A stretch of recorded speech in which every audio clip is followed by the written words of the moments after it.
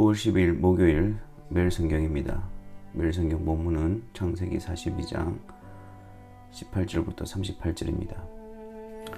우리 먼저 같이 본문 말씀을 보겠습니다. 사흘 만에 요셉이 그들에게 이르되 나는 하나님을 경외하노니 너희는 이같이 하여 생명을 보존하라. 너희가 확실한 자들이면 너희 형제 중 한 사람만 그 옥에 갇히게 하고 너희는 곡식을 가지고 가서 너희 집안에 굶주림을 구하고 너희 막내 아우를 내게로 데리고 오라. 그러면 너희 말이 진실함이 되고 너희가 죽지 아니하리라 하니 그들이 그대로 하니라. 그들이 서로 말하되 우리가 아우의 일로 말미암아 범죄하였도다. 그가 우리에게 애걸할 때에 그 마음의 괴로움을 보고도 듣지 아니하였으므로 이 괴로움이 우리에게 임하는도다. 르우벤이 그들에게 대답하여 이르되 내가 너희에게 그 아이에 대하여 죄를 짓지 말라고 하지 아니하였더냐. 그래도 너희가 듣지 아니하였느니라. 그러므로 그의 핏값을 치르게 되었도다 하니 그들 사이에 통력을 세웠으므로 그들은 요셉이 듣는 줄을 알지 못하였더라. 요셉이 그들을 떠나가서 울고 다시 돌아와서 그들과 말하다가 그들 중에서 시므온을 끌어내어 그들의 눈앞에서 결박하고 명하여 곡물을 그 그릇에 채우게 하고 각 사람의 돈은 그의 자루에 도로 넣게 하고 또 길 양식을 그들에게 주게 하니 그대로 행하였더라. 그들이 곡식을 나귀에 싣고 그것을 떠났더니 한 사람이 여관에서 나귀에게 먹이를 주려고 자루를 풀고 본즉 그 돈이 자루 아귀에 있는지라. 그가 그 형제에게 말하되 내 돈을 도로 넣었도다. 보라 자루 속에 있도다. 이에 그들이 혼이 나서 떨며 서로 돌아보며 말하되 하나님이 어찌하여 이런 일을 우리에게 행하셨는고 하고 그들이 가나안 땅에 돌아와 그들의 아버지 야곱에게 이르러 그들의 당한 일을 자세히 알리어 아뢰되 그 땅의 주인인 그 사람이 엄하게 우리에게 말씀하고 우리를 그 땅에 대한 정탐꾼으로 여기로 우리가 그에게 이르되 우리는 확실한 자들이요 정탐꾼이 아니니이다. 우리는 한 아버지의 아들 12형제로서 하나는 없어지고 막내는 오늘 우리 아버지와 함께 가나안 땅에 있나이다 하였더니 그 땅의 주인인 그 사람이 우리에게 이르되 내가 이같이 하여 너희가 확실한 자들임을 알리니 너희 형제 중에 하나를 내게 두고 양식을 가지고 가서 너희 집안의 굶주림을 구하고 너희 막내 아우를 내게로 데려오라. 그러면 너희가 정탐꾼이 아니요 확실한 자들임을 내가 알고 너희 형제를 너희에게 돌리리니 너희가 이 나라에서 무역하리라 하더이다 하고 각기 자루를 쏟고 본즉 각 사람의 돈뭉치가 그 자루 속에 있는지라. 그들과 그들의 아버지가 돈뭉치를 보고 다 두려워하더니 그들의 아버지 야곱이 그들에게 이르되 너희가 나에게 내 자식을 잃게 하도다. 요셉도 없어졌고 시므온도 없어졌거늘 베냐민을 또 빼앗아 가고자 하니 이는 다 나를 해롭게 함이로다. 르우벤이 그의 아버지에게 말하여 이르되 내가 그를 아버지께로 데리고 오지 아니하거든 내 두 아들을 죽이소서. 그를 내 손에 맡기소서. 내가 그를 아버지께로 데리고 돌아오리이다.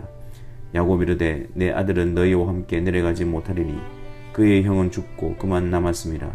만일 너희가 가는 길에서 재난이 그에게 미치면 너희가 내 흰머리를 슬퍼하며 스올로 내려가게 함이 되리라. 아멘. 사흘 동안 갇히게 된 요셉의 형들은 그 감옥에서 어떤 생각을 하고 있었을까요? 21절에 보니까 그들이 서로 말하되 우리가 아우의 일로 말미암아 범죄하였도다. 그가 우리에게 애걸할 때에 그 마음의 괴로움을 보고도 듣지 아니하였으므로 이 괴로움이 우리에게 임하도다. 그들의 시기와 미움으로 벌인 일이 얼마나 그들을 오랫동안 괴롭히고 있으며 또 지금까지 그들을 사로잡고 있었는지를 보게 됩니다.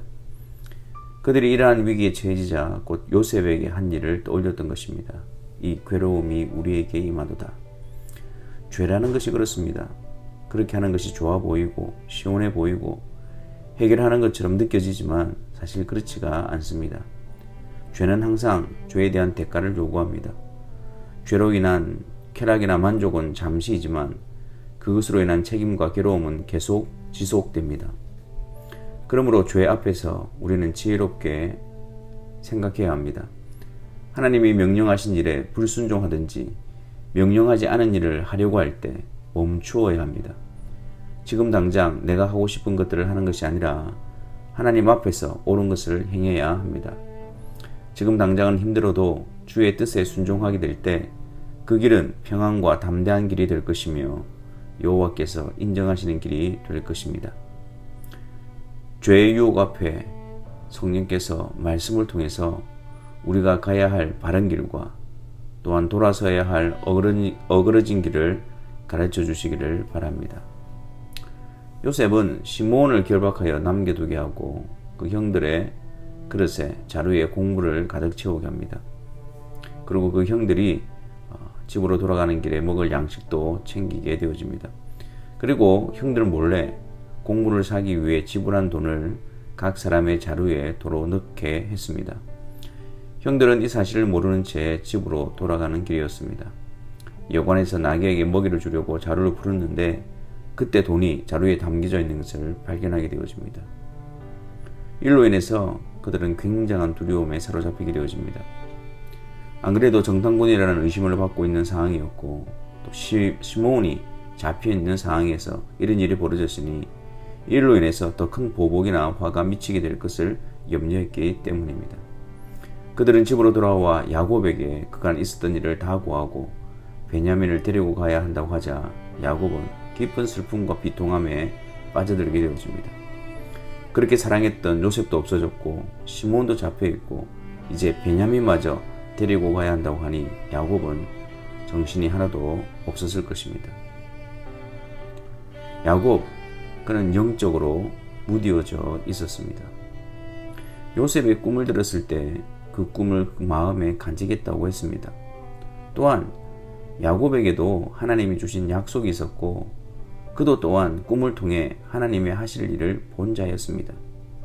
그곳에 단을 쌓고 베델이라 불렀고 또 약복 강가에서 하나님을 대면하여 보았으나 죽지 않았던 분이엘의 경험도 있었습니다.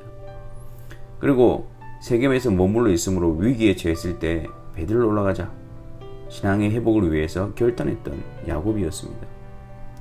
하지만 지금의 야곱은 하나님의 섭리와 인도하심을 보지 못하고 또한 하나님의 하실 일을 인식하지도 못하고 있습니다. 그저 야곱은 자신에게 집중된 모습만 보여주고 있습니다. 그냥 그에게 기쁨을 주는 것에 집착하고 있고 그것이 빼앗기면 고통스러워하는 모습이었습니다. 이런 야곱의 모습을 통해서 야곱 같은 우리들에 대한 하나님의 구원의 역사는 정말 하나님의 뜻과 주권에 의한 주권적인 은혜로 베풀어지는 것임을 알게 되어집니다. 이제는 우리가 그 놀라운 은혜 속에서 하나님과 화목해 된 자로서 하나님을 의지하고 또 하나님의 하실 일을 바라보며 하나님께 묻고 하나님의 인도하심을 구하는 자들이 되어야 하지 않겠습니까? 이제는 은혜 가운데서 장성한 자로서의 열매가 맺혀져 가야 하지 않겠습니까? 은혜 가운데 있으면서 여전히 어린아이의 모습으로 어린아이처럼 자기 중심적인 신앙에서 벗어나야 합니다. 하나님의 하시는 일 앞에서 원망과 불평이 아니라 투정이나 낙담이 아니라 무딤과 느슨함이 아니라 하나님이 하시는 일 앞에서 그분의 뜻을 구하며 그분의 인도하심에 따르며 그분을 의지하고 그분을 신뢰하며 그분을 기다리며 앙망하는 자들이 되어야 합니다. 주의 은혜 속에서 이제는 주의 은혜를 갈망하며 주의 은혜로 주의 백성으로서의 열매와 성숙을 통해 주의 인도하심을 따라 주와 동행하는 걸음이 되시기를 바랍니다. 기도하겠습니다. 하나님, 우리의 지나간 시간들 속에서의 신앙의 모습이 아니라 오늘 은혜 가운데서 더욱더 성숙해지며 굳게 세워지는 신앙인들이 되게 하여 주옵소서. 주님을 알면 알수록 주님을 섬기면 섬길수록 더욱더